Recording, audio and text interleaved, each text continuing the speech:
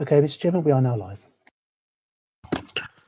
Thank you very much, and good evening, ladies and gentlemen. Welcome to a virtual meeting of the Residents' Education and Environmental Services Policy Overview Committee of the London Borough of Hillingdon. This virtual meeting is also being broadcast simultaneously on the Council's YouTube channel, Hillingdon London.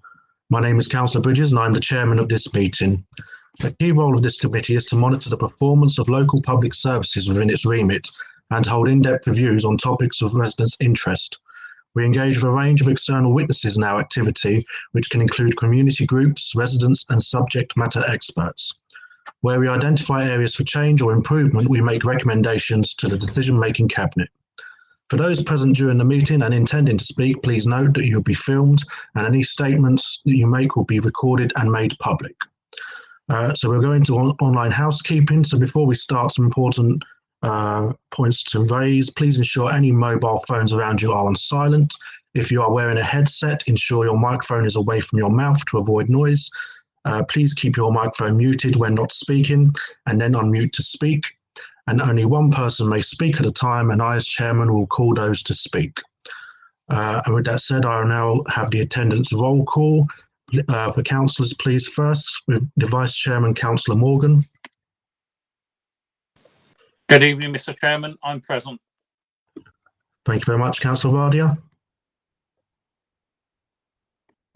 Thank you, Chairman. I'm present. Councillor Kaufman.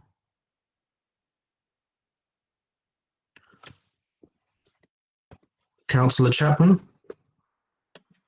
Good evening, Chairman. Yes, I'm present. Thank you, Councillor Rodriguez. Good evening, all. I'm present. Councillor Sullivan. Good evening, Chairman. I'm present. Thank you. The opposition lead, Councillor Sweeting. Good evening, Chairman. I'm present. Thank you. Councillor Farley, who I understand is substituting this evening. Good evening, Chairman. Present. Good evening. And our co-opted member, Mr. Tony Little. Good evening, Chairman. I'm present. Thank you very much. Also, can the officers present please indicate they are in the meeting as well? Debbie Scarborough, Adult and Community Learning Service Manager. Good evening, Chairman. I'm present. Thank you very much. Laura Palmer, School Placement and Admissions Team Manager. Good evening, Chairman. I'm present. Jenny Chalmers, Admissions and Allocations Officer. She's not attending tonight, Councillor. Okay. Sarah Phillips, School Place Planning Project Manager. Good evening, Chairman. I'm present. Thank you very much. Marcus Brigginshaw, the Finance Manager. Good evening, Chairman. I'm present. Thank you. Graham Young, the Lead and Finance Business Partner. Good evening, Chairman. I'm present. Thank you. Dan Kennedy, Director, Housing, Environment, Education, Performance, Health and Wellbeing. Good evening, Chairman. I'm present. Thank you very much. And our Democratic Services Officer, Neil Fraser. Present, Chairman. Thank you very much. In terms of technical meeting control, if any councillor leaves the virtual meeting partway through for a period of time, example, a lost connection, I will continue the meeting unless we are not caught. Quorum is 5 councillors. Importantly, any councillor who does leave the meeting for a period of time will not be able to vote on that item, and they were not present on. Details of the business to be considered today is shown on the agenda, copies of which are available on the YouTube underneath the broadcast. Before I move on to apologies for absence, I will be changing the agenda items slightly. I will be taking the budget proposals as our first item, as our agenda is quite education heavy related this evening. And following conversation earlier with the Labour lead, I would also like to acknowledge that our meeting this evening coincides with the Holocaust Memorial Day. And as we participate in our democratic process, albeit in difficult circumstances, we stop to remember the 6 million Jews murdered during the Holocaust, alongside millions of others killed under Nazi persecution and in the genocides that followed in Cambodia, Rwanda, Bosnia, and Darfur. The Holocaust threatened the fabric of our civilization and reminds us that the language of hatred must be challenged by all of us. Thank you. We move on to apologies for absence, please. Yes, thank you, Councillor. Apologies have been received from Councillor Mathers, and Councillor Farley is present as a substitute. Thank you very much. Are there any declarations of interest in matters coming before this meeting? I can see no indications. I can confirm that all business this evening will be... Sorry, Mr. Little, I can see you raising a hand. Mr. Little. Yes, Chair. Just to mention that I'm a governor of Hillingdon, since it is mentioned in a couple of the reports. Thank you very much, Mr. Little. Sorry, Chairman, Ms. Little, just to confirm for the minutes, that is a non-pecuniary interest in respect of your governorship at Hillingdon School, yes? Yes. Thank you. Thank you very much. I can confirm that all business discussed this evening will be in part 1. There are no part 2 items. Neil, are you indicating? Sorry, Chairman, it's me again. Mr. Little, could you just also confirm which items in particular, again, for the public record, that the declaration pertains to? It's mentioned in relation to the places planning, and mentioned in relation to the budget, the capital programme. Thank you very much. Thank you. Sorry, Chairman. Thank you very much. Item 4 is to agree the minutes of the previous meeting. Members will be aware that Neil Fraser did circulate amended minutes early today, which also includes or noted that Mr. Little was indeed present at our November meeting. Are there any other points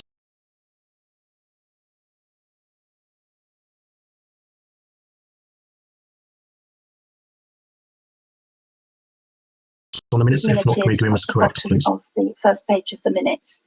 I know that I asked for clarity on whether the number of members' inquiries could be included in one of the reports that come to this committee. So just an update on that, please. No. Yes, thanks, Councillor. Councillor's meeting, I believe Mark Braddock was in discussion with Councillor Duncan about providing that detail to her. I'm not sure where that got to. And I can only, in terms of bringing it to this committee, I can only reiterate what was said at the last meeting, which is that the groups do receive a portion of that data per month. And if members are concerned about the ME's by ward, that would be the most appropriate place to source that information. Yes, I'm aware of that. But what I'm saying is that this committee is one for openness. And we do have a report concerning members' inquiries, through the year, and it was at that stage that could be included, so that our residents could see it. I understand. As I mentioned at previous meetings, it was subject to approval, and as yet that approval has not been forthcoming. I don't have anything more to add, unfortunately, Councillor. Thank you very much. I will also speak to Councillor Finn outside of this meeting for an update, and I'll liaise with the Labour lead as well to see if we can progress with that.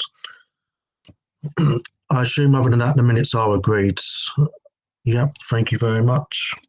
That brings us on now to our item of the budget proposals for 2020-21 within the remit of this POC. I would invite Marcus and Graham to give their presentations, please. Thank you, Chair. This report is the second finance update for the budget proposals for the new year. So back in September, we set the scene outlining the context the budget's been set in.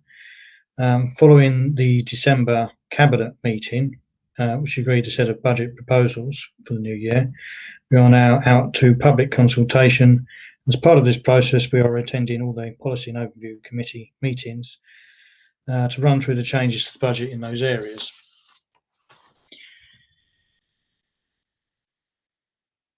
In terms of the report, which is quite long, I'm just going to try and highlight the key areas and the key changes rather than do it verbatim. One of the biggest changes since last September has been the Chancellor's spending review back in October, which gave £1 million uplift in grant funding, plus an uplift in the social care precept of 1%. In addition, there was a pay freeze for public sector employees noted, which is for Hillingdon equal to about £2 million. So the budget gap, which we reported on back in September, which was about £19 million, has reduced to just over £16 million, and you can see that in Table 2. Savings proposals agreed by the Cabinet are around about £8 million, which are mainly efficiency driven. one of the savings proposals is a policy change in the winding down of the first-time buyers grant of about 500,000, which was supporting about 20 households, but other government schemes have started to support this area, such as the National Help to Buy, so that's been taken out of our budget. There's been a 4.8% uplift in council tax, and this is split between the social care precept, which is 3% inclusive of the 1% increase, which was related to COVID, and the 1.8% council tax rise, which is about 90% of the increase generally for other London boroughs. So the total there is about 5.9 million. The final element, which is the utilisation of balances to bridge the gap, is about 2.4 million. This has fallen from last September, which is good news, which means the budget is less reliant on general fund balances, and still gives the council £28 million in reserves at the end of 21-22, which is within the overall council's recommended 15 to 32 million standard for reserves to deal with exceptional events. Looking at 22-23 and 23-24, you can see that there's a further full-year effect of savings running through those 2 years of just under 2.8 million. But the council will still need a further 12.6 million across those 2 financial years, the council does have a reasonably good track record of delivering savings of circa 6 to 8 million per year, so it is considered to be a reasonable and achievable target. Now, the next part of the report looks at the group budget proposals within scope of RESPOC. Now, starting with table 4,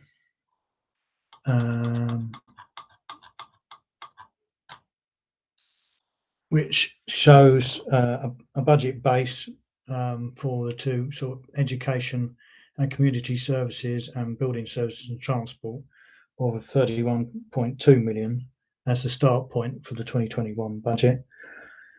And we've had inflation, which has been contract driven across those 2 directorates of 255 and 365 million, so 620, and we've got an increase in our contingencies reserves of 900 million, which is around the waste levy, and we have savings proposals across the 2 directorates of 1.4 million and about 2 million, so 3.4 across the 2 directorates. So that gives you a change to the base from 31.2, reducing down to 29.3, so net movement of about 1.87.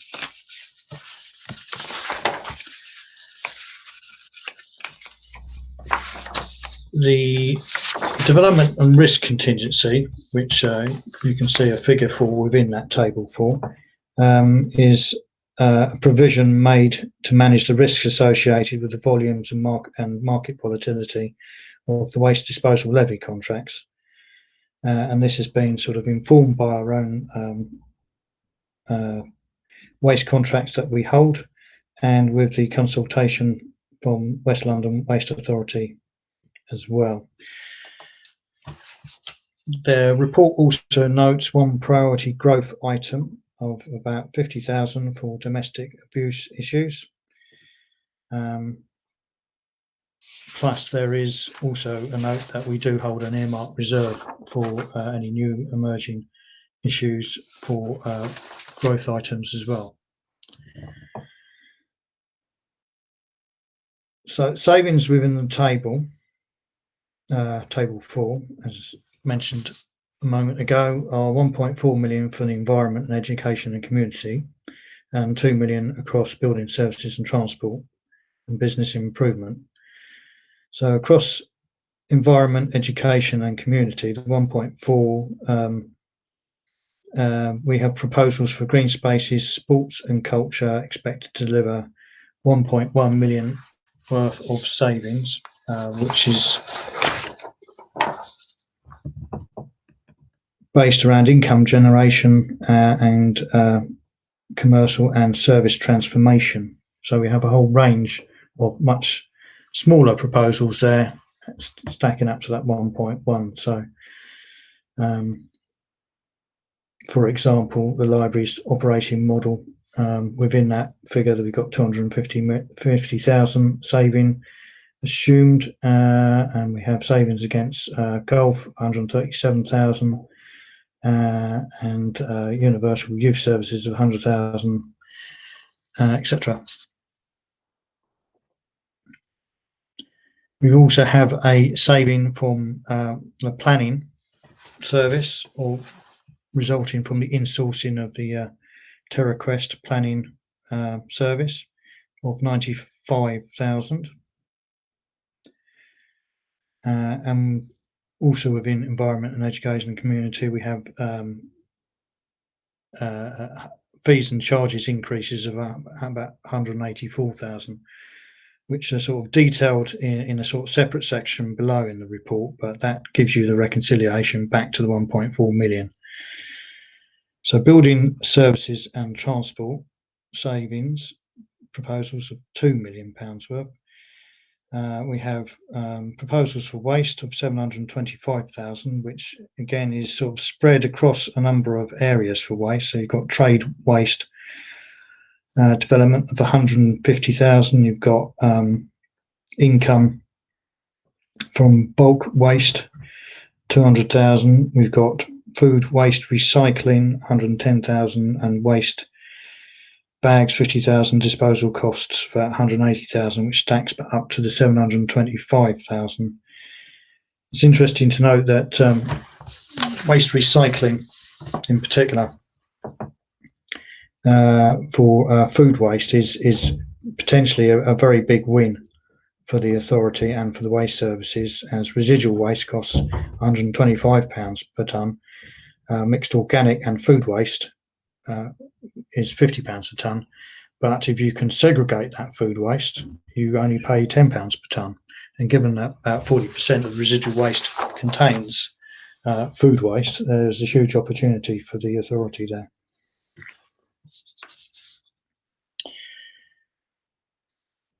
Moving on with building services, we also have savings within highways and parking of 450,000. The highways relates to a sort of a review of the use of the capitalisation of charges within that area, and parking is parking management structure review and parking staffing of about 200,000. There's also a small saving of based on zero-based review in repairs and maintenance around 50,000. So that stacks up to the approximately about £1.2 million. And then you have the fees and charges, which are detailed the same in the lower part of the report, which for building services and transport adds up to about £822,000. And they are made up of, again, some increases in parking fees and charges for off-street and on-street, and for parking permits, which add up to about 460,000. Increases in trade waste, 112,000. Increases for highways charges of 82,000. So that stacks through to 661,000, and then you've got the residual full year impact of fees and charges agreed back in February 2020 of 161,000.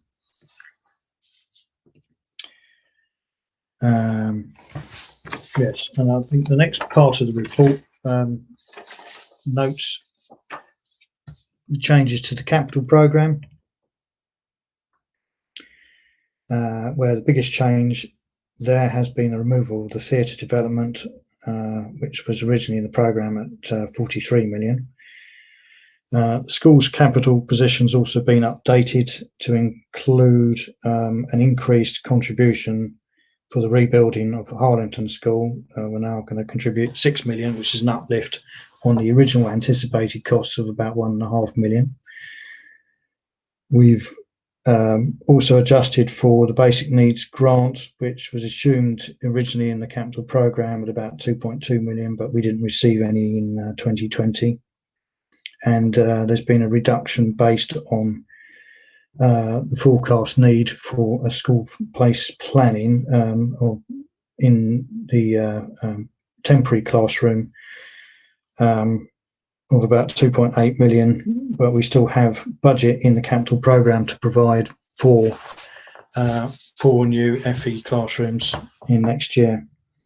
There's also been a couple of changes in increasing the cemeteries by 75,000 to deal with flooding or drainage issues at Cherry Lane Cemetery, and some additional resource being planned for the parking at the Battle of Britain Visitor Centre. So those are the major changes within the capital, within the New Year budget for RESPOC. If anybody has any questions. Thank you very much, Marcus. There are 2 members wishing to ask questions. They have, on this occasion, used the icon, the hand-raising icon. I appreciate some members just wish to simply wave their hand, so I will look out for those as well. But in terms of the ones who have raised, Mr. Little, and followed by Councillor Morgan. So, Mr. Little, would you like to ask a question, please?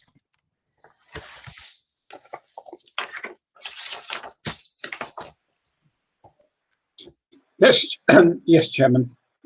My question relates to paragraphs 48 and 49 on page 75, and the deficit on the high needs spending. I understood from Cabinet that the council is applying to the DFE so that some of that can be recovered from the school's budget to an amount of about £5.5 million. Were they supported in this by the schools forum? Has the government allowed that savings to be made? And what will it mean for the funds available to schools? Could I defer to my colleague Graham to sort of cover that question? Yep. So in answer to the first question, Schools Forum did not support the transfer of funds from the schools block to address high needs pressures. In answer to the second part of that question, we still await a response from the Department for Education to the disapplication request that we submitted, requesting that we are allowed to move funds from the schools block to address high needs pressures. And what that means, if it's not agreed, is that we will have to set a DSG deficit budget, and schools block will keep the whole 16 million that has been allocated as additional funds in 21-22. Thank you. Mr. Little, would you wish to follow up? Yes, if it was allowed, what would be the implications for schools? So there would be a reduction in the increase in the schools block, which would mean a reduction in what schools would have got if the whole 16 million had been retained in the schools block. However, all schools would still see a per pupil increase in funding in 21-22. Thank you very much. Would most of that be eaten up by teaching staff salary increases and pension increases? Of the 16 million increase in schools block, about 10 million of that was in relation to teachers' pay and teachers' pensions increases. So there would still be a £6 million increase in schools block funding. Thank you. Councillor Morgan. Thank you very much, Mr. Chairman. If we can refer, please, to Table 4 on page 70. Sorry, it's a little bit of my accountancy background coming out on this. The actual table doesn't tie up. If we look at the total column, we started off with 39 million. We have inflation at 941, contingency of 1395, and savings of 3441. I'm sorry, it doesn't give me 7625. That looks like it's been a figure that's been carried over from the social care total, and the figure should read 37932. Can you confirm that, please? Yes, I think you're correct. I apologise for that. Perhaps we can add an amendment to the report. I think we'll note that in the minutes, the true figure. Yep, happy to note that. Councillor Morgan, is there anything else you wish to add before I move on to the next member? No, it's just have we carried that figure forward to other areas that I haven't picked up yet, or is that okay? No, I think it's just the presentation in that table. Thank you very much, Chairman. Councillor Sweeting. Thank you very much, Chair. Can I thank the officers very much for this report? I mean, it must have been so very difficult in this time of COVID to try to balance all sorts of books. So thank you very much. I just want to clarify where we are with the savings. Am I not right in thinking that Respoc is bearing a great deal of the brunt of the 8 million plus of the savings required? And that is in effect some 42%. And am I also not right in thinking that what we're talking about is the council intending to put up charges for all sorts of things, which our residents really very much appreciate? And this includes theatre, adult learning, and I think the subsidy is going to be completely splattered for that. Also, car parking costs, especially for our street traders, that's going to be somewhat difficult. When I'm looking at item B on the budget report that went to Cabinet, I mean, we're talking about quite significant reductions in such things as museums and theatres, and even the universal youth services. And we've had significant cuts to youth services over the last few years, and we're actually asking our residents to pay now for Fiesta courses on our youth services. So I just want clarity. I am right in thinking that we are now going to be asking our residents to be paying for things that were once subsidised and are no longer going to be subsidised to quite a significant amount. So I just want to clarify that I've actually got it right, please. Yeah, table 4 does show the savings figures of 1.394 and 2,047,000. So 3.4 million out of the 8 million is for Respoc to deliver through the savings proposal. So that is correct.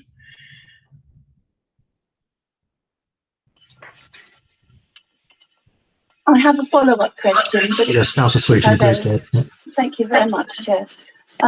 It's not to officers, it's just to this committee, actually. Are we really happy with this? You know, we've got residents now that many of which are going to have less money coming in. We know that the council tax is going up, but we've also got all of these things that we really want our residents to actually undertake, and that's adult learning and being able to park near to shops, and for even the tables and chairs outside shops, we're asking businesses to pay more. Are we really happy with that?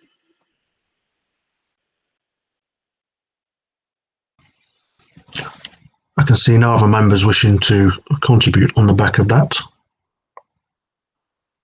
I will comment on that towards the end when we finalise the comments from the committee, but is there any other questions or comments from members at all? I can see none. Okay. Okay, as in sorry, Neil, are you indicating? I can see Councillor Farley's put his hand up there, Chairman. Oh, apologies, Councillor Farley. I can't see these very small icons that just pop up. Go on, Councillor Farley. Sorry, thank you, Chairman. I just wanted to, obviously, this here was a substitute, but I just wanted to comment, essentially, just backing up with what Councillor Sweeting was saying. I mean, a lot of our residents are suffering from, well, tightening of the belts. I mean, I'm aware that lots of residents are using food banks, and we are hopefully, with vaccines and whatnot rolling out, hopefully going to get back to some sort of sense of normality. I'm not sure necessarily that some of these proposals are. I understand we've got to get a balanced budget and so on, but it's where we're maybe aiming some of these things. At businesses, we want our high streets to recover and to bring some some sort of normality back to people as we come out of this crisis. And I'm just wondering whether or not some of these proposals may be reconsidered, perhaps, that we are looking maybe in the wrong places of pushing some costs to our businesses, to our residents. We've got mental health issues, things like sports and whatnot are beneficial to relieving some of those stresses and pressures on our residents. So that is a comment I wanted to make. Thank you very much, Chairman. Thank you very much, Councillor Farley. I cannot see any other members indicating. As members will note, sorry, Councillor Morgan. Sorry, Mr. Yeah, I've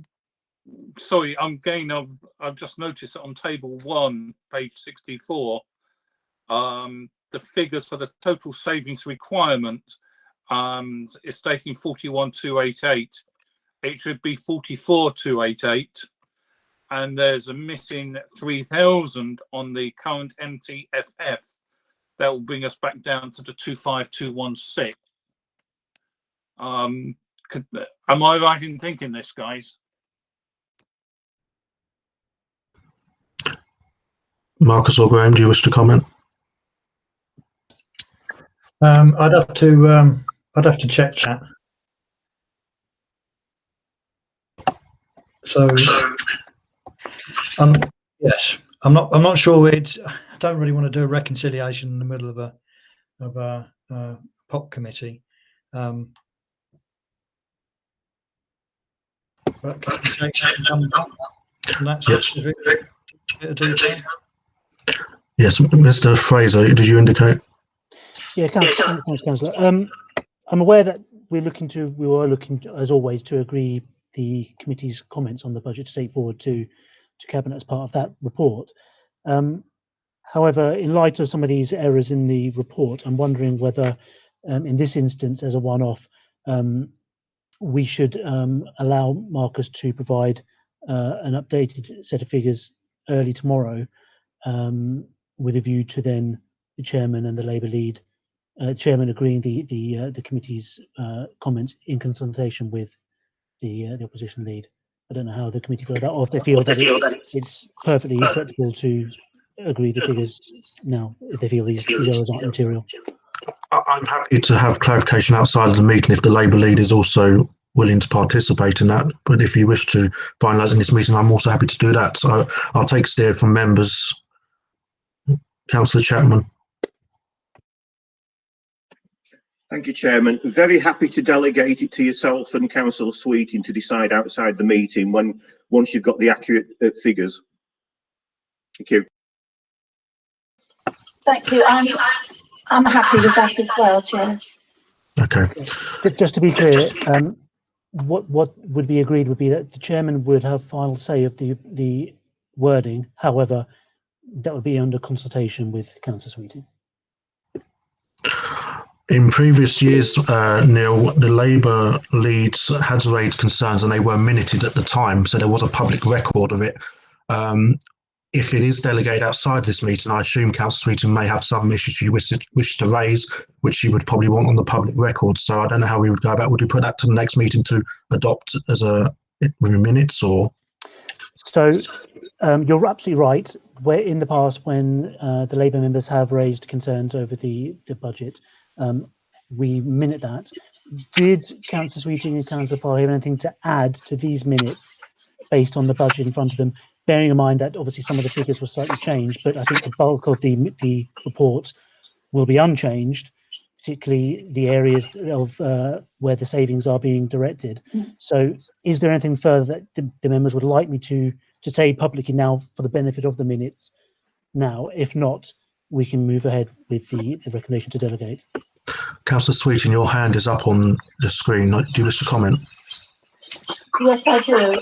I think that I am very happy to put the comments of the Labour members of this committee that can be minuted now. I mean, basically, we're saying we have got some concerns about some of the aspects of this budget as it relates to the fees and salaries, the fees of some of the activities, such as adult learning, having no subsidy at all, and also around youth services. So the comment will be that the Labour members do not support all of the savings proposed in the budget, which fall under the remit of the Residents' Education and Environment Services Committee.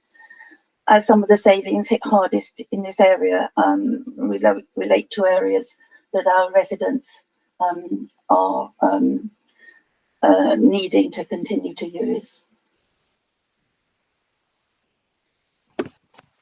Thank you, Councillor Sweeting. And for the Conservative members, I will, of course, share a copy of the comments from the POC once that has been agreed between myself and the Labour lead, and indeed Labour members as well.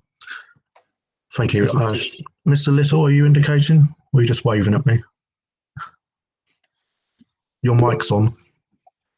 I was indicating that I would like my concerns with the possible diversion of funds from the schools budget to the high needs deficit.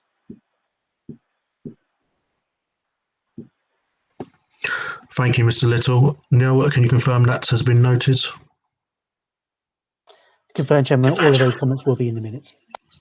Thank you very much, and thank you, members, for your contributions. And thank you also to Marcus and Graham for your presentations. We move now on to item 5, which is our scoping report for the Hillingdon Adult and Community Learning Service. Neil, would you like to introduce this, please? Yeah, thanks, Chairman. It's only a brief one. Obviously, the members received a fairly comprehensive introductory report from Debbie at the last meeting, following which it was agreed that this would form the basis of the next review.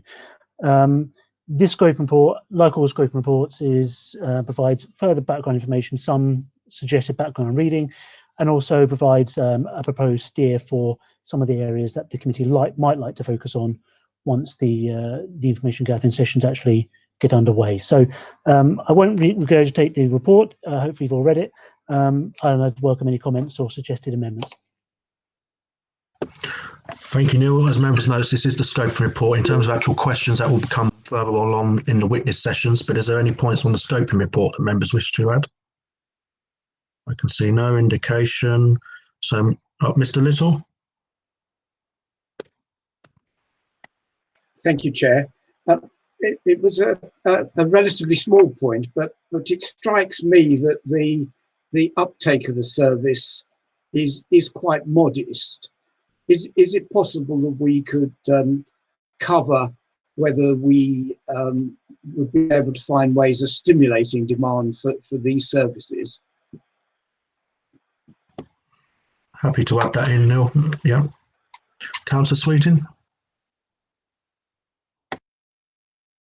Thank you very much, Chair. I think we all realise that this service is already good. We had a very detailed report from Debbie last time saying, and it was provided us with a lot of very detailed information, including the Ofsted report of December 2019. So I'm looking at that first witness session of the 23rd of February, which seems to me to be a way of just saying what we already know, that the service is good. And so I was wondering whether that session could concentrate more on the service's role during and post-COVID, and particularly how it's providing courses and services that have been difficult to deliver, and maybe some of the other areas that are very important would be funding. I mean, if we have got the effects of the loss of subsidy for this area, which I presume means that the council will not be contributing at all to adult learning, what effects this will have, and whether there's any other sources of funding that we're able to capture, because we know that many of our residents are hurting and are needing support in all sorts of ways, and whether adult learning can help in that process. So all I'm saying is, can we make that first session a little bit more tight? Thank you, Councillor Sweeting. Neil? Yeah, thanks, Councillor Bridges. Thanks, Councillor Sweeting. I think the intent behind that witness session was, like always, to involve residents within the scrutiny process, but it wasn't just designed to give a feedback of everything's great. It was more to provide you as members with the opportunity to question the volunteers, and the volunteers partners and the service users, to determine avenues of improvements based on that feedback, including the actual service offering, the kind of courses that are provided, what kind of courses that people might like to be added moving forward, that kind of thing. In terms of funding, it is set out fairly in fairly robust terms throughout the scoping report, that's going to be a key part of the scoping report. And witness session 2 does earmark parts around funding for that session. As always, this is a working document. I'm happy to amend and add to it and as necessary. I'm not sure what. I mean, if you wanted to contact me separately, Councillor, and just refine some of the questions that you might like to ask ahead of that witness session, that might be the way to actually refine it in the way that you're asking. Councillor Sweeting, do you wish to come back on that? Thank you very much. Yes, that would be fine. Thank you very much. Councillor Farley? No, I have no further issue. Okay. Councillor Farley. Thank you, Chair. Partly sort of following out of what Councillor Sweeting was saying, but I was curious with the learners that would be going forward for the session. I was curious as to how they would be selected. I mean, given this, it'll be in a month's time and so on. So I was curious just how that was going to be done, because yes, we want to hear about the difficulties. But I'm aware of the services. I've seen some of the presentations that sort of like the things that have been held in the borough to sort of showcase what is on offer. But you know, you see, looking at the difficulties and not just the benefits. I was also wondering about what's sort of being highlighted in the media at the moment, a lot about the digital divide, I think it's called, or digital gap. So I was also looking on page 12 about this quote of reluctance to move to online learning. So I wasn't entirely sure I understood what that meant. That if it was connected with this digital gap or digital divide. And also I was wondering with regards to the 10% or approximately 10% of those that do not complete courses, whether it was, again, I'm a substitute on this committee, so I'm unlikely to be going forward into that. But as a councillor and also as a resident, to understand, residents to understand what that 10%. I'm assuming it's those that are going on to courses, but for some reason or other are not completing them for whatever reason. Thank you. Thank you, Councillor Farley. Perhaps I can assist you in your first question in regards to witness sessions. As we do with all major reviews, the witness sessions are open for anyone to contribute, and indeed we take a steerage from members on that as well. Indeed, with the littering and fly tipping report we did last year, we did have contributions from members in putting the Democratic Service Officer in touch with residents and residents associations. So if members do have any particular residents who they know are in adult education and would like to contribute to the review, then by all means please liaise with Neil and we can line them up for the witness sessions so that they can contribute. I did see your hand raised, Neil. Do you wish to add anything? Yeah, it was. You've stolen my thunder there a bit because I was going to say the exact same thing. In addition to Councillor Foley, obviously we try and select people who, first and foremost, are willing to attend and take part, but also people who are going to bring the most value to those witness sessions, because obviously time is finite. We try and get a broad demographic of people, cultural backgrounds, competencies, all kind of experience, engagement, all those kind of things. But we are limited, obviously, to the people who are willing to attend and have the means to attend, and what would likely still be a virtual meeting at that time. But as Councillor Bridges says, if members do have suggestions for people they'd like us to contact and see whether they'd be willing to attend, always welcomed. Thank you. Thank you very much. And I'd also endorse Councillor Farley's comments in regards to digital issues. As was mentioned in the report, with the pandemic, a lot of problems now occur with people reluctant to do lessons online. So it would be good to look at that from a digital perspective and see how we can improve on that. Mr. Little, you got your hand raised. I don't know if that's a new request or is that from the previous one? It must be from the previous one, Chair. It was certainly unintentional. Thank you. In that case, can I just remind members if they do use the icon to raise a hand, just to lower it once you've asked your question, so that I don't come back to you again and duplicate the work. Councillor Sweeting?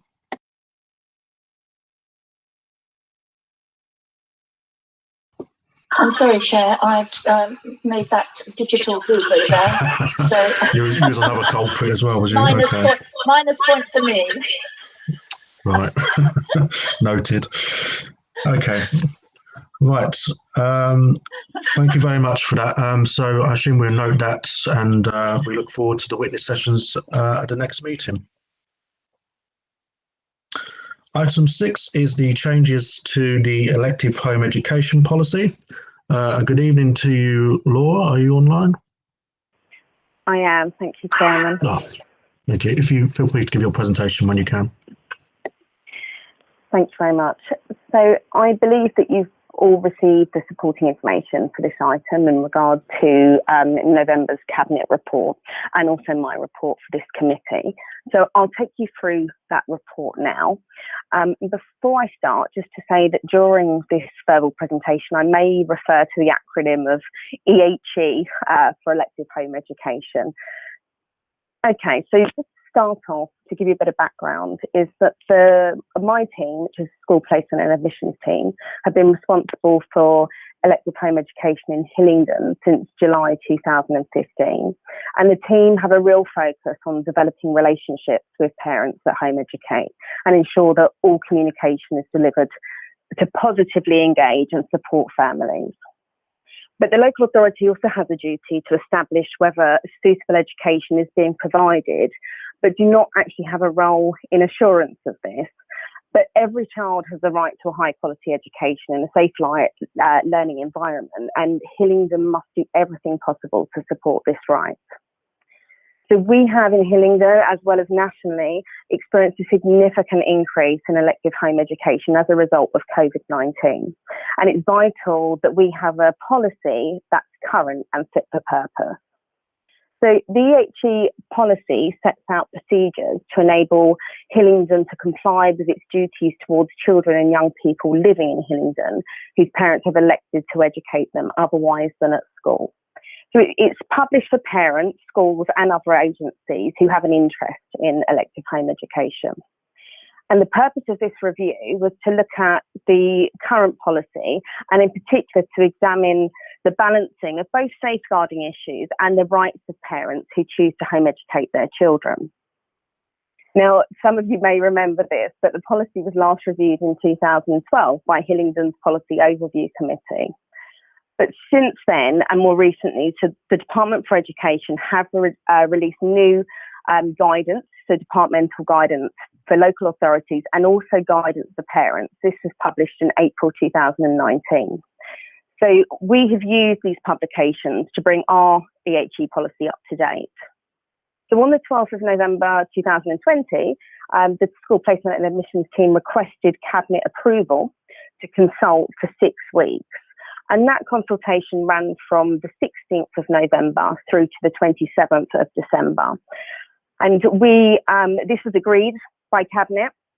and the consultation was targeted for parents and guardians who the council are aware of as providing elective home education for their child or for their children.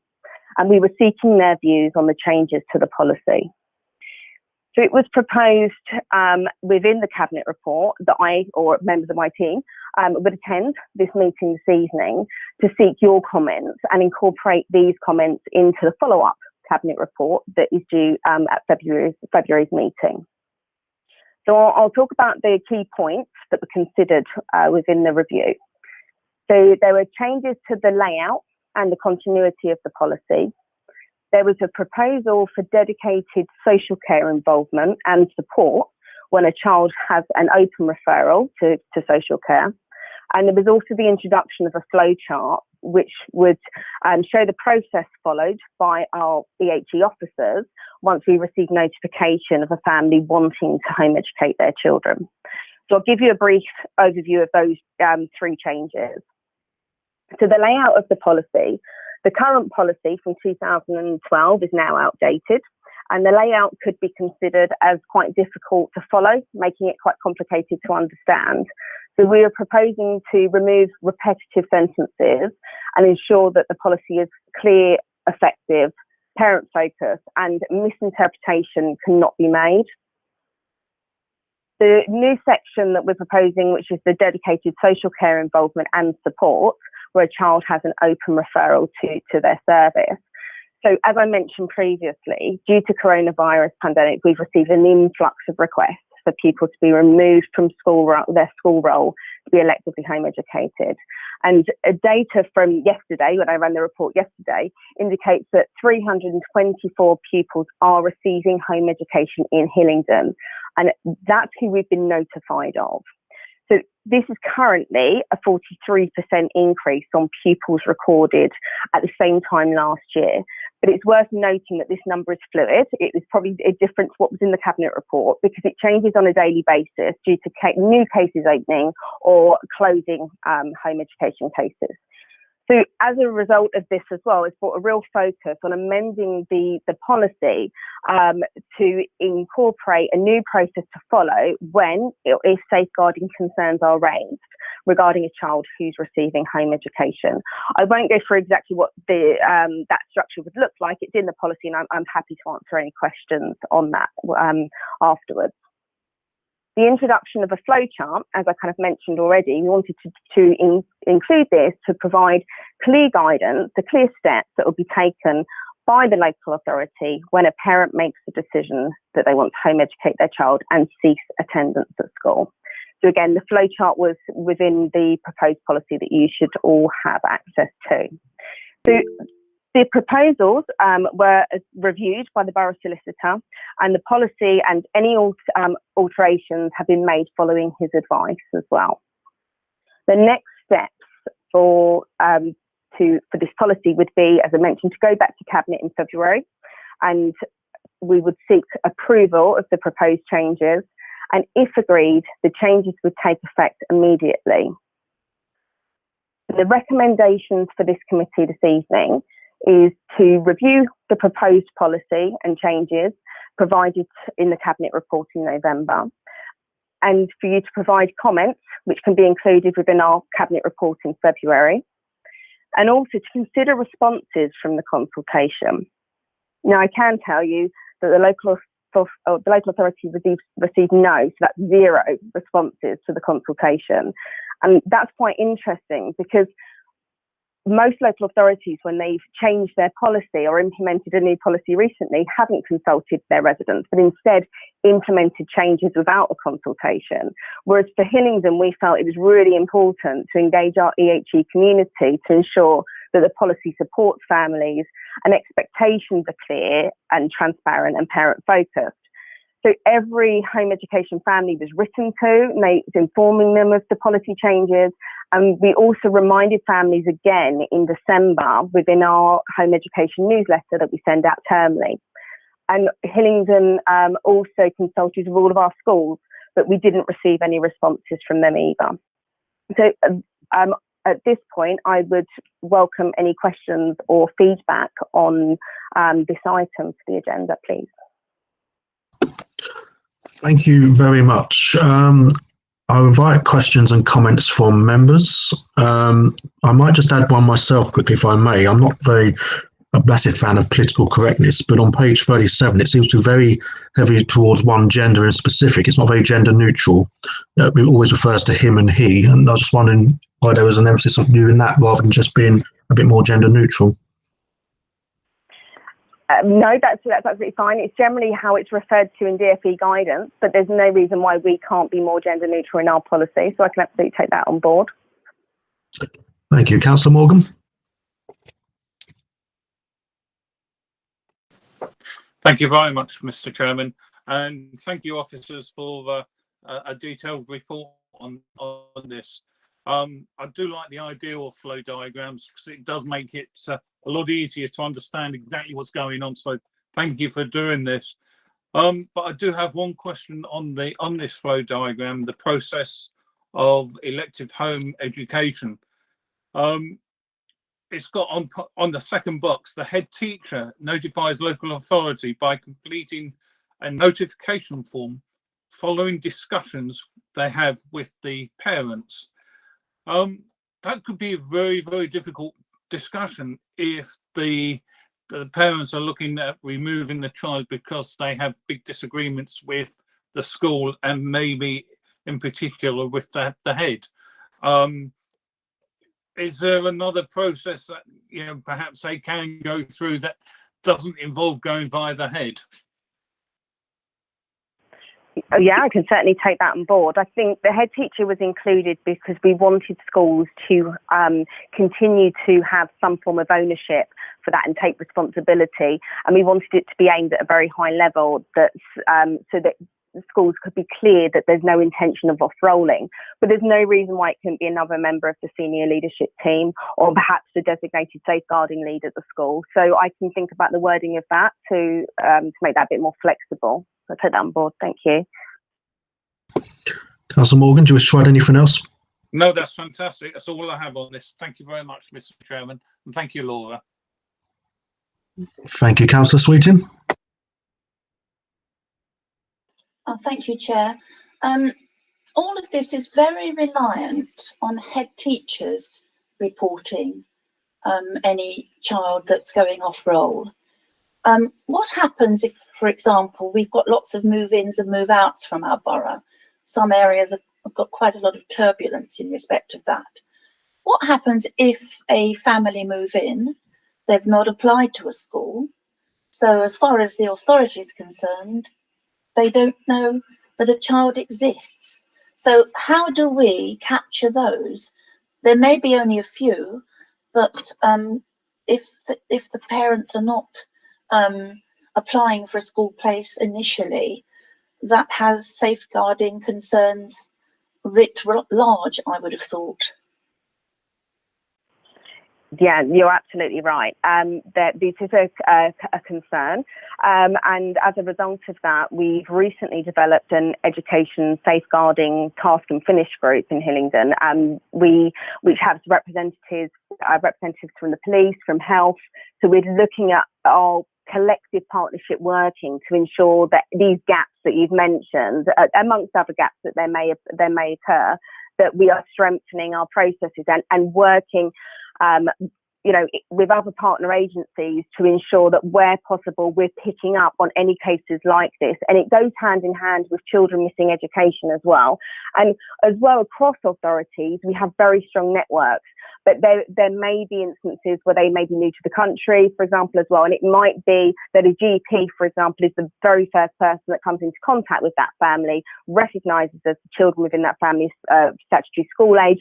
And the processes that we're putting in place at the moment is to ensure that we are notified and the correct support could be put in place for them. Because it may also be language barriers. I'm not understanding how to apply for school places, etc. So we want to make sure that we're transparent in everything that we do and we can support the families.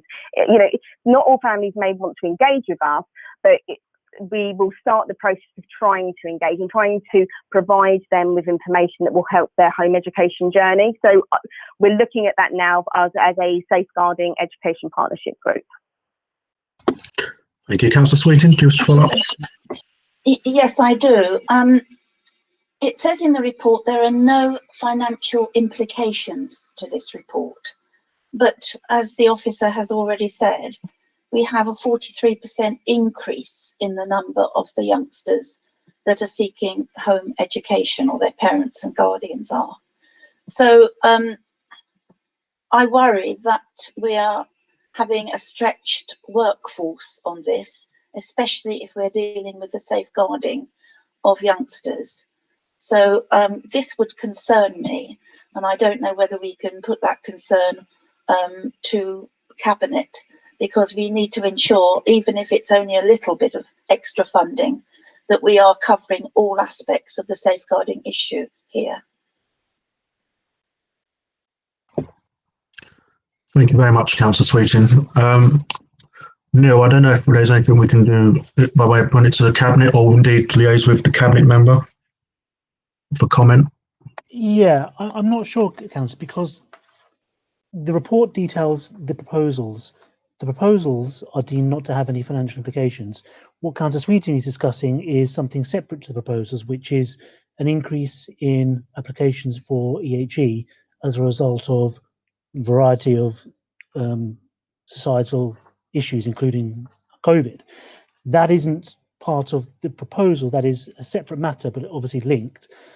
I'm not entirely sure whether it's appropriate for us to note that in the context of this report and these proposals, but certainly I would suggest that perhaps Councillor Sweeting could liaise with her group leader and explore what avenues are open to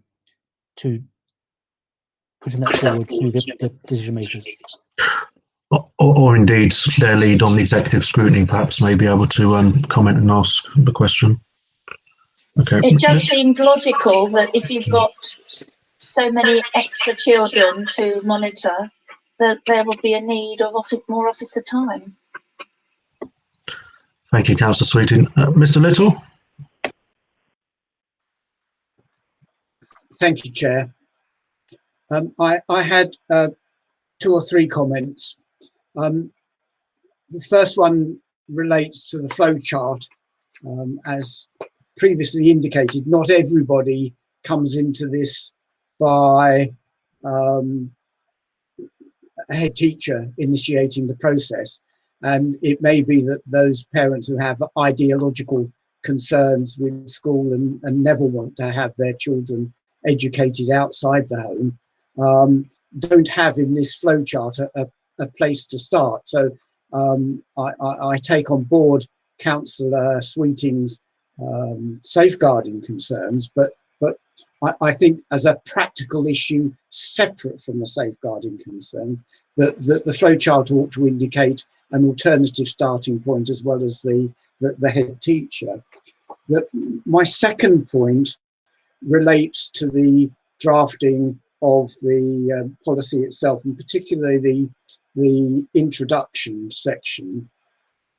I think it would be useful if officers could add a sentence to that introductory section in which they encouraged parents thinking of elective home education to contact the council at the start of the process when they're thinking about it, and also that opening section could give a pointer to background information that parents might like to take on board before they make up their minds, and it would be useful if very early on they could be pointed towards some helpful information on that score. And my final point relates to the footnote at the bottom of that page, which includes the introductory section. Not only is it not gender sensitive, but it's also legal gobbledygook. I'm sure that there could be a plain English definition of what, for the purposes of elective home education, a parent is.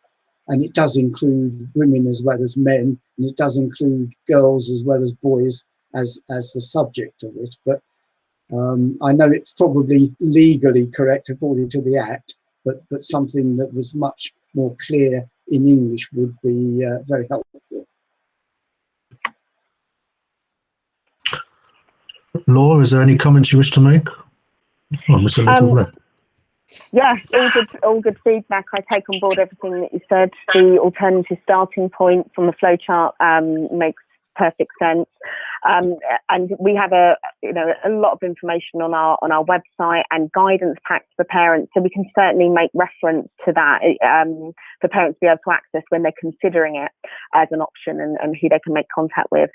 As for the footnotes, I will leave that with our borough solicitor for his comment on that, but that's really helpful, that feedback. And I wanted to just come back, on what Councillor Sweeting had said, and just to also let you know as a committee that local authorities are currently awaiting the outcome of the Department for Education's Children Not in School consultation, which proposed duties on local authorities to maintain a register of children who are electively home educated and to provide support to parents who educate their children at home. And with that would come greater financial complications. So that is now overdue for the response to that consultation, and it should be any time.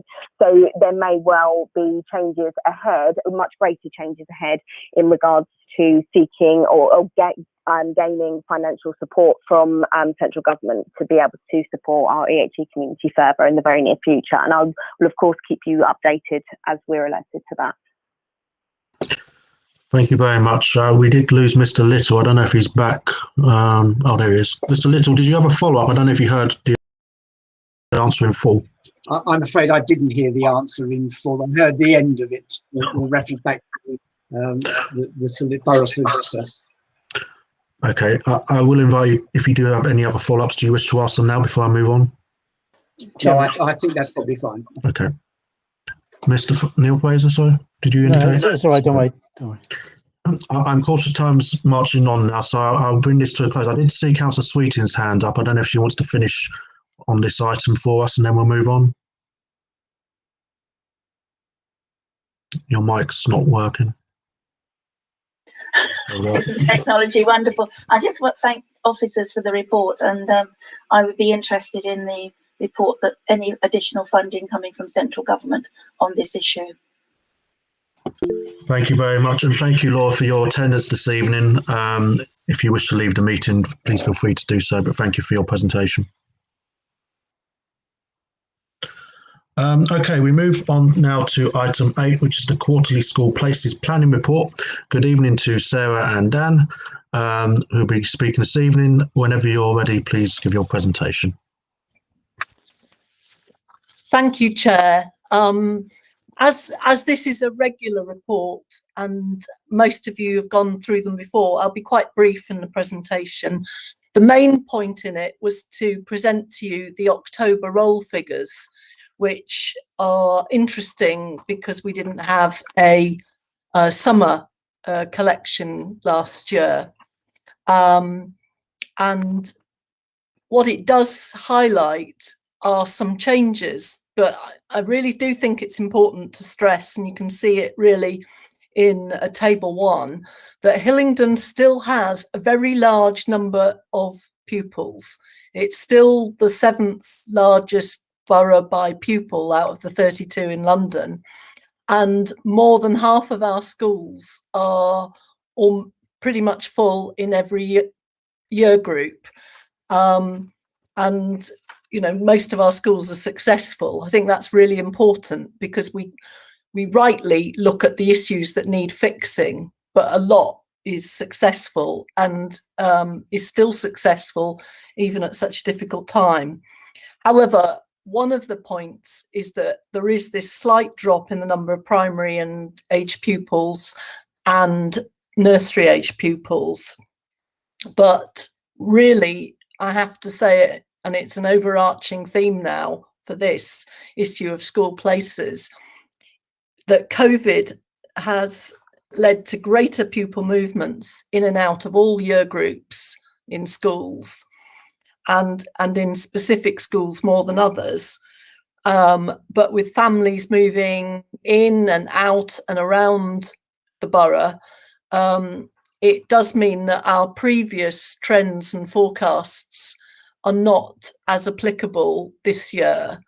What we have shortly got, and I've got some of, and the next POC will get, is the January census, which was last week. And schools have got until early February to complete it, but some have sent in their rolls to prove a point to me already. We're looking at the January rolls, and then Laura's team will shortly be looking at and have the full number of applicants for reception for September, because applications closed a week ago, but some of them are on paper, and you'll appreciate that getting into the post room and doing that is slightly more difficult for staff at the moment. But once we get that, we'll have a much clearer idea of where we are with primary numbers. And the other thing that I would say that COVID has affected from both staff and the school's point of view is the level and the number of meetings that we were hoping to have with specific schools. We've not been able to have them.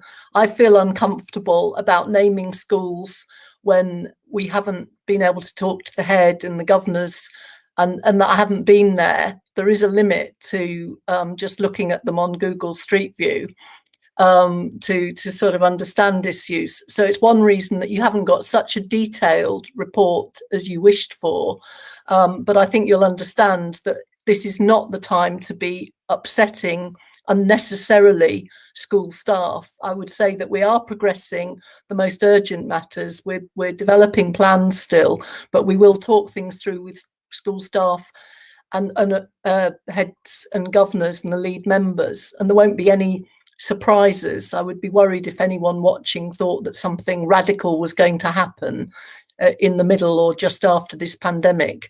It's very clear that we're going to have to be more watchful. There are some actions we can take that are very clear, but there are other situations that we're going to have to keep watching and work out what we can do in the longer term,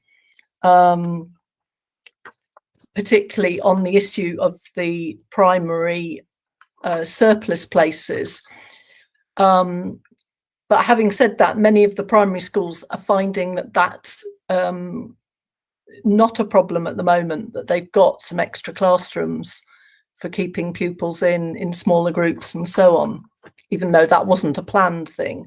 The secondary, special and sixth forms, of course, have all got a rising role, quite a marked increase in year 12. Pupils chose to go into year 12, the lower sixth this year. Many of the heads have said that. Those are the pupils who didn't do GCSEs when they'd been working towards them. They want to carry on with their education. And so we've had a really big increase in year 12, which is good. And it's very marked in some schools more than others, but across the board. Of course, what it does mean is that the secondary school buildings in total are even more full. But I would reassure members that as far as we can ascertain, at this point, we're confident that we have got enough places in our schools to meet demand in year 7 right across the borough. And we've got some offers still of a few extra temporary places which will be put in schools. They're all within the school buildings. There's no temporary huts need to be added. There will be enough offers for year 7. It's impossible for us to predict how the places will be allocated by the computer. Parents have up to 6 preferences. They don't all make 6, but many do, in and out of the borough. And the computer tries to match them to the highest of their preferences with a place. But what we do have in this borough, which is really distorting quite a lot of our place planning, is we have these quite a number of very oversubscribed schools with really huge numbers, hundreds and hundreds of first and second preferences, and then a few schools that have got much lower numbers of preferences overall.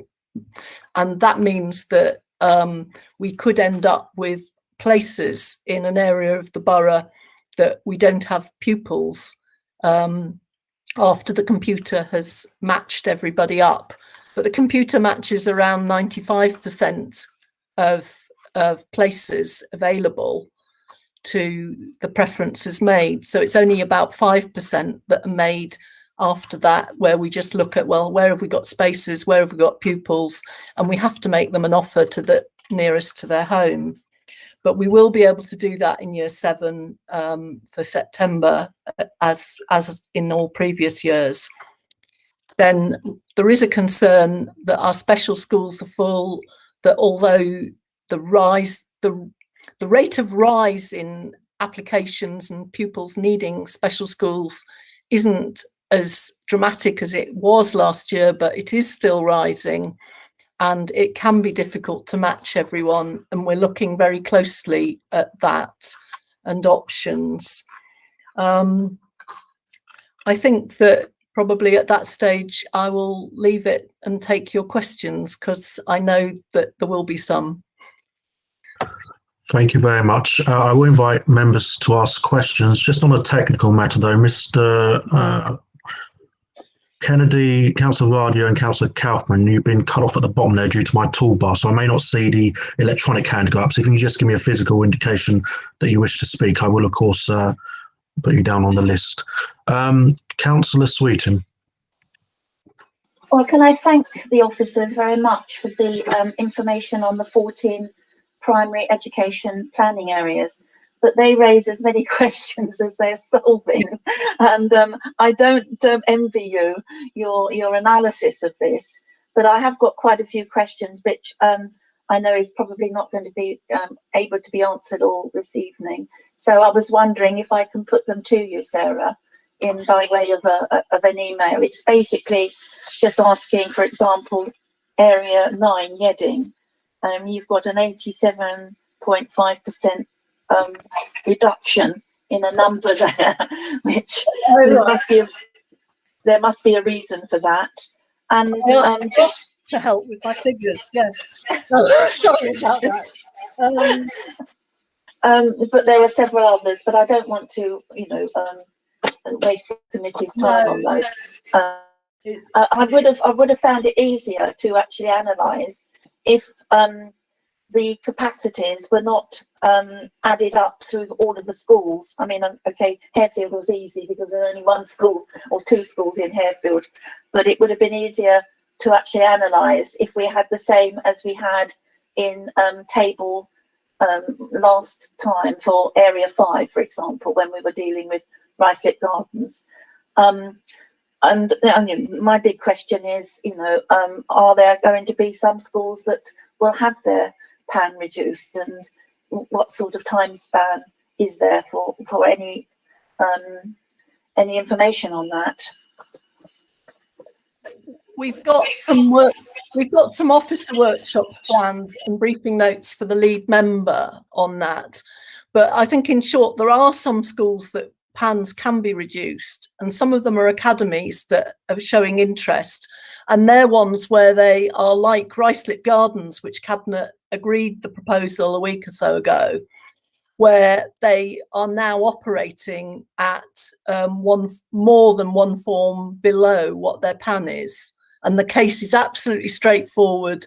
No one would object to it. You can still say the magic words that any parent in any year group in that area, if they want a place, there would still be a place.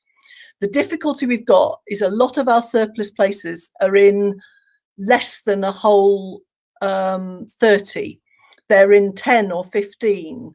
And what that means is that it's very difficult to make the case straightforwardly for a reduction down to the 30 below that, because there are some parents who want that, and you can, therefore, there has always been an assumption up to now that if there were 5 parents, and so the entry, which is a really horrible one for some schools, that they've had 63 pupils apply for reception, they have to have 30 in a class, so they have to have 3 classes of 21, which isn't financially viable for the but they have to do that.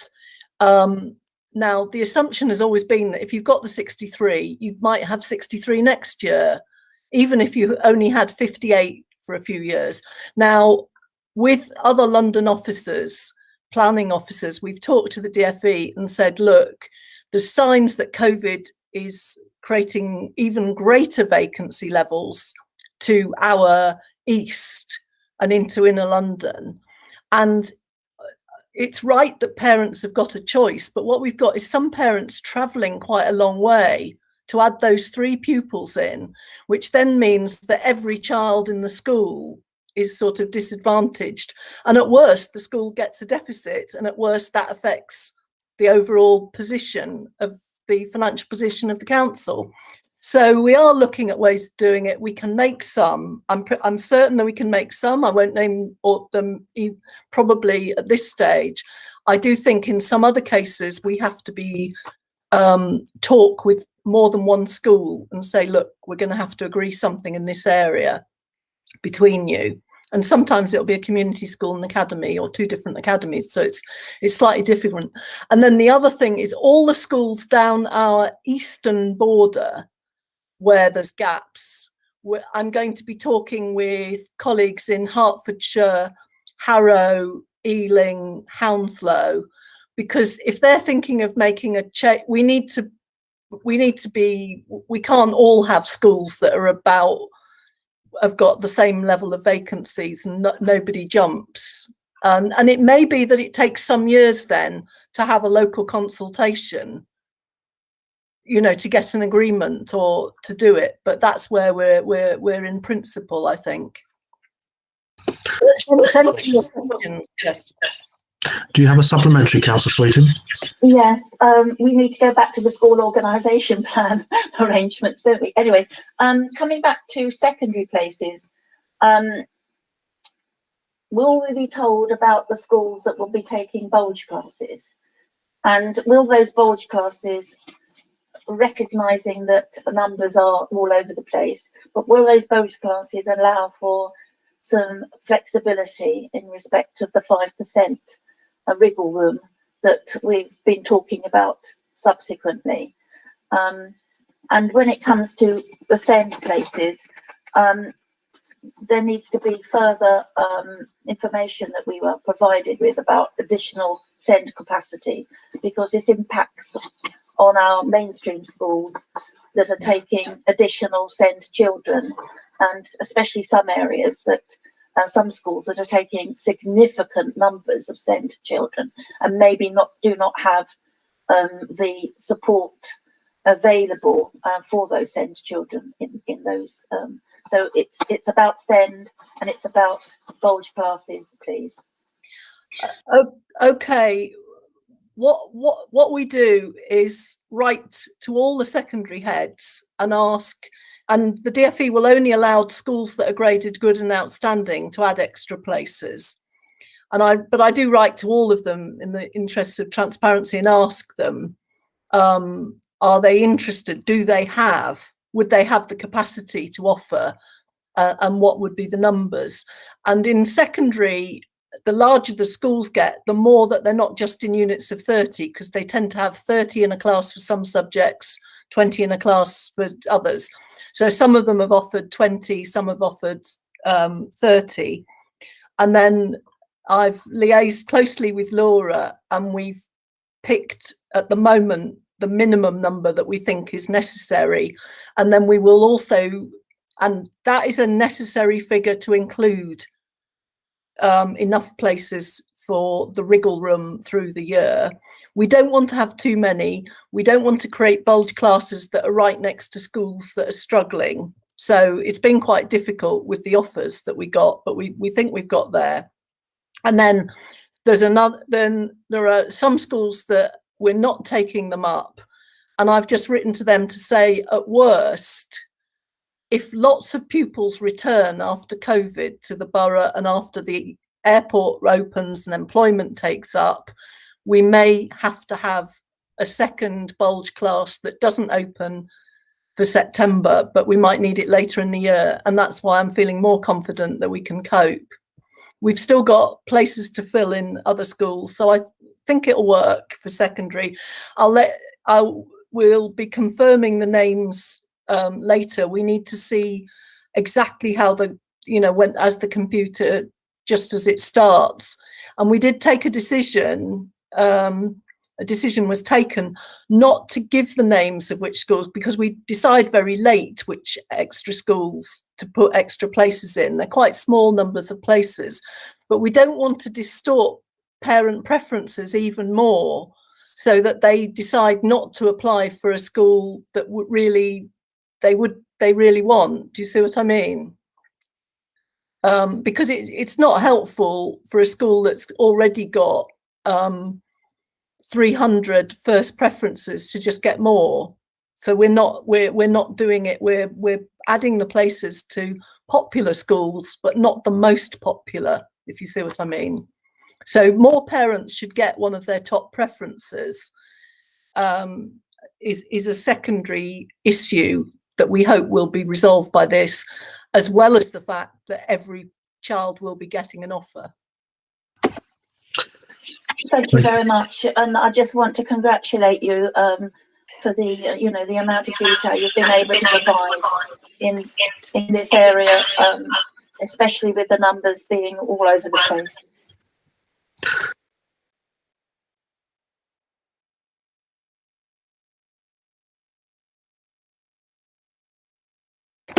Councillor Rodriguez. You're on mute. Thank you, Mr. Chairman. Sorry about that. Thank you. I'm not sure if this question is going to Sarah or if it's supposed to be to Laura, but I will still ask if you don't mind. By all means, feel free. Thank you. Sarah, hello. Sorry about that. I'm just going to talk about the situation at the moment about the COVID. I know some schools that are open, and I would like to know if Hillingdon have a free school meals for the students at the moment, or if the ones studying from home, if they have any help as well. Can you tell us anything about this? Sarah, you too are on mute. Sorry, that question is a little bit beyond my experience. I think we'll get someone to write an answer to you about that. Chairman, I might be able to. Yes, I was just about to say, Dan, you might have some information. If not, we can ask the question in written form outside the meeting. Yeah, thank you. So in terms of free school meals, pupils who are eligible for free school meals are receiving either vouchers directly from the school, as in the families are, so they can purchase their own food, or the catering provider at the school is providing a food parcel. And our experience to date indicates that most families would actually prefer the vouchers. Did you say, was there a second part to your question, Councillor Rodriguez? No, thank you. No, I would like to know what about the people studying from home or the ones they're studying at school, how that works, and if they have the free meals, but you give me the answer already. Thank you very much for your help. Thank you very much. Mr. Little? Thank you, Chair. Two questions. One relates to the specials. It indicates in the report that you're refreshing the plans for expansion. Do we have any indication of the timescale for that? And my second question relates to the general uncertainty that you're obviously facing, not just from COVID, but from other issues. And in particular, it appears that people have been moving out of the area as a result of Brexit. Are we assuming that's a permanent change, or are we thinking it's just a temporary until things settle down? I don't think any of us can absolutely tell what, and then there are two issues about whether families move in with other members of their family somewhere else in the borough or somewhere else temporarily and then come back. The other thing is, if people move out, will other people move in?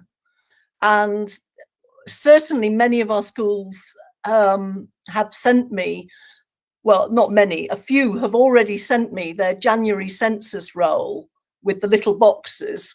And then they've given me a narrative about how many people have, that looks as though it's just +2, but actually we lost 5 and gained 3, And so there's a lot of pluses and minuses. And actually that's quite revealed as well in the addendum report, where we compare the October roll this October to last October, because you can see, even though you can't see it by school, you can see that there's only a few schools in a group, and the year groups, some of them have gained and some of them have lost. And that's really quite an unusual pattern. It's just almost random. So, I think the other thing that we're doing is also focusing on the fact that what people really want is not just a place in a school, but a place in a high performing school that cares for their child. And there's as much support for that. And just to answer, sorry, to your SEND issue, the pupils, there is better support for mainstream schools. The issue is, of course, that it isn't just is that parents of pupils who've got a statement can make a preference for a school, and the local authority must take their preference into account. And if it can't show that it's taken it into account, the parents can take the authority to a tribunal, and some of them have, and that's a distressing and also expensive process. So we're trying to eliminate that. Then the thing about refreshing plans is that because the special schools have had such a big rise, and that we've got such a rise also of children with education healthcare plans in mainstream, what we felt we needed to do was to really start tracking them forwards. So all the ones that are in primary, just being clear about what likely patterns, because it used to be much simpler. I mean, it's just sort of sounds a bit pathetic, but it was much easier to manage and plan when it was 600 pupils. And when it's close to 900 in the special schools, we need to just get a little bit more sophisticated in, and we know we've got these special school expansions being built, and just plan exactly where people are going to go in our heads before, in a shock move to try and get ahead of the game is what I'm saying in terms of planning. And that's something I'm working with SEN colleagues on. And it's still work in progress, as is the support they give to the schools on SEND, but it has improved, I think. And we know where pupils are and so on. Mr. Little, do you wish to follow up? Do we have a clear timetable that we're working for these expansion plans? Well, the big expansions of about 230 places are all being done through free schools or the priority school building programme by the DfE. And most of those projects have gained planning permission now, as did the Hillingdon school expansion last week, which includes a unit for children with autistic spectrum issues. Obviously, there's a few of the expansions have got to go through planning permission, but the others are all close to, if they haven't already got building works going on, they're close to it starting. And so they will be opening in 22, 23, or at worst 24. And then it's really us double checking the very specific needs of pupils to think, have we absolutely matched up what capacity we've got to the needs of some of the younger children because there are more pupils coming forward who've got a plan in place in reception, or even in preschool, so we can plan better for the needs that we've got. So the timescale is that we're just checking things through now, and it's just to get on, to try and just keep ahead of it and get on top of it all as quickly as we can. There isn't the other thing that we could need to do is to have another unit, and then we would be looking, and we know there are some primary schools that have some empty places that we could do, but I've been talking to the DfE. It's quite a complicated thing. They in principle, they want across London, they don't want to spend big money on capital. They'll give us money for adaptations, but across London, they think that there will be more empty school buildings or schools that can repurpose some of their buildings. But in practice, they want proof that a school would be able to help manage a unit, or of, if it's a primary academy trust, they want to know that that trust would be able to, has got a special partner in place, and so on, with the track record, because particularly with special schools, you don't just build them, you have to create the staffing and all the other infrastructure. But so we're sort of thinking of a couple of those options, or in outline, to test them, and in case they're needed. But they might not be. We may just fit, and we'll know that by the end of February, that every pupil going through to secondary, for example, has got a place, and into reception with a plan. Thank you. Okay, thank you very much. I cannot see any other members indicating they wish to ask a question. If there is, I'll have one more. If you wish to raise your hand. No. Okay, thank you very much, both to Dan and Sarah, for your attendance. Feel free to leave as and when you wish. Thank you. Thank you. We move on now to item 9, to the Cabinet Forward Plan, pages 87 to 92. Are there any comments or questions? Councillor Sweetin? Just a couple. When I'm looking at the 18th of February Cabinet meeting, it's about the government planning consultation, which has to be in by tomorrow. And I was just wondering whether this should have come to us in some way before being submitted. It will need to be looked at by the Cabinet after it's been submitted, but it could have come to us. And the other one is the Cabinet meeting of the 22nd of April, which is the Standards and Quality of Education report. I'm not quite certain how this is going to be delivered with COVID at the fore. Maybe Dan can give us some advice on that. I know that the Prime Minister was talking about schools being back, but maybe in March. But you know, we are talking about the report from the previous year, and so maybe some advice on that, please. Thank you, Councillor Sweetin. Dan, do you wish to comment?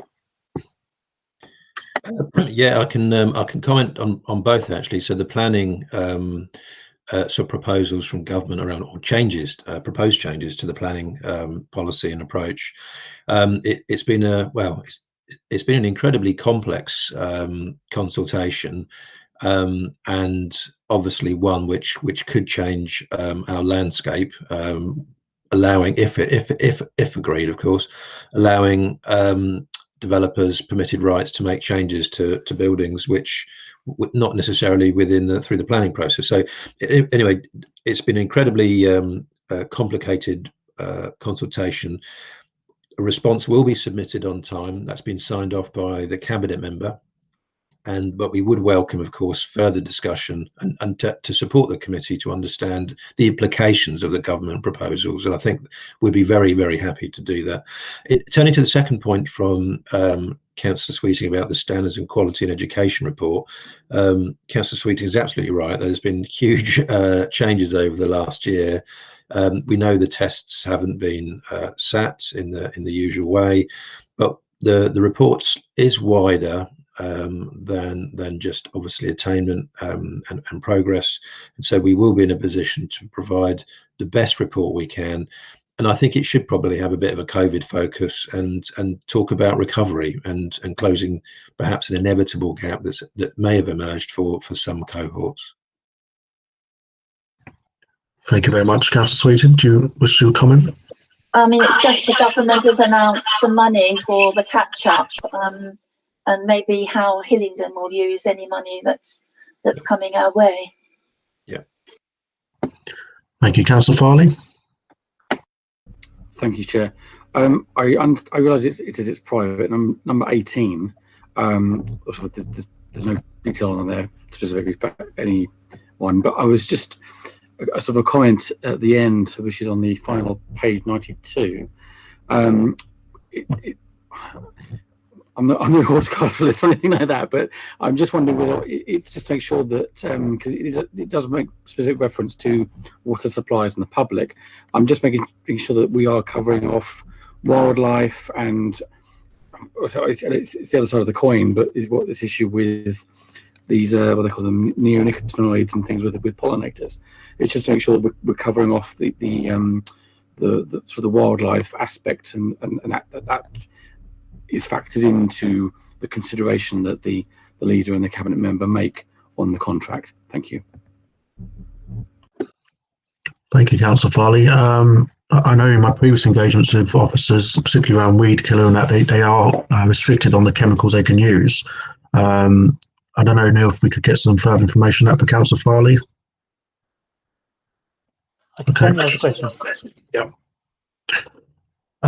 Councillor Sweeting, you still have your hand raised. Do you wish to comment further?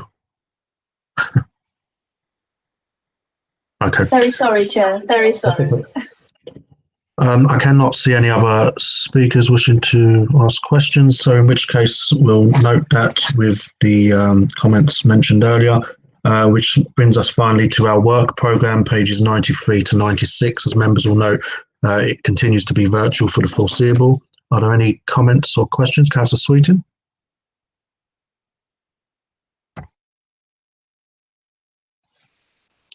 Councillor Sweeting, did you indicate? Yes, thank you.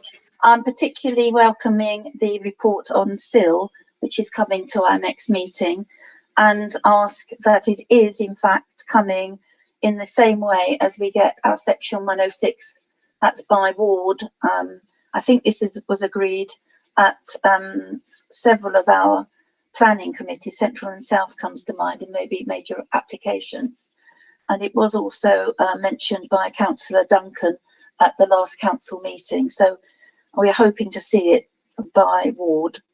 I'm also asking whether we could have a one-off service monitoring report on the method by which the council assesses pavement and road repair. Neil, you have your hand up. You're on mute. I'm sorry. Yes, thanks. On this report, councillors, I am in discussion with James Roger, of the head of planning, and the relevant officers in the formation of that report. I will remind them that format of report has been requested by the committee. However, without seeing the report, I don't know whether their systems allow them to come to that level of granularity, but I will certainly ask the question. And on the methods regarding the road repairs and so on, I'm perfectly fine to add that if the committee agrees. Councillor Sweeting, could you just go into a bit more detail on that in terms of the method? Can you just elaborate on that further? How do you mean you want more information on the road resurfacing? Right. There are various methods by which the council undertakes repair of roads and pavements. When we had an officer that came some time ago, he said that there was a consultancy that went round and measuring the proudness or otherwise of pavements. But we've also got other instances where it's been members' inquiries that have brought on that repair. And I just wanted to be quite clear about exactly what we're using. Is it primarily the report that comes from the consultancy? Or is it primarily residents putting in petitions? Or is it a mixture of both?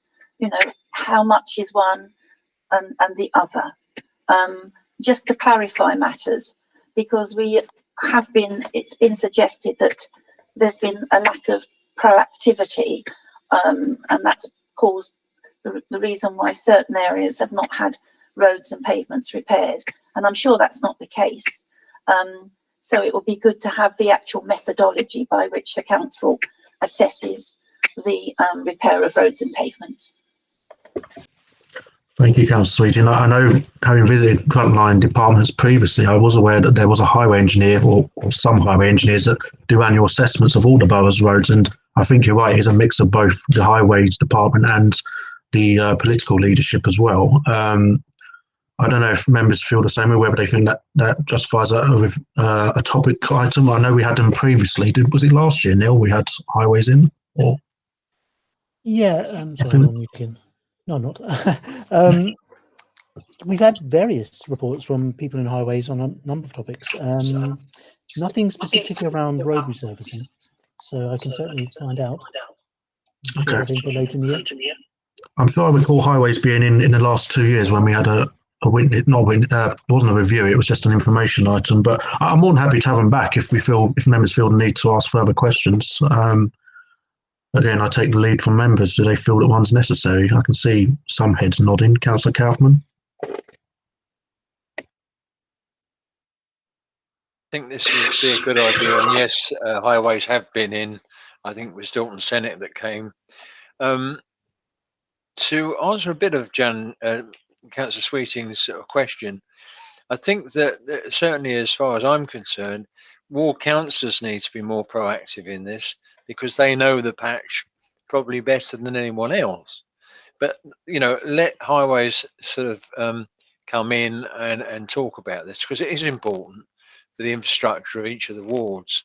So I would sort of recommend that we get highways in to talk about not just roads, but footways as well, and costings of both, because they differ immensely. Thank you, Chairman. Thank you very much. On that basis, I'm more than happy to see, providing we can fit it into the work programme, the Highways Department come to the meeting in the future and answer any questions from members, if that can be looked into now. Thank you very much. Councillor Farley, your hand is up still. Do you wish to ask a question? Apologies. Thank you. Okay. Right. Okay. I cannot see anyone else indicating, so we'll note those comments from Councillor Sweeting, which leads me just to say that our meeting is now finished. Thank you very much for your attendance, and stay safe, everyone. Good night. Good night.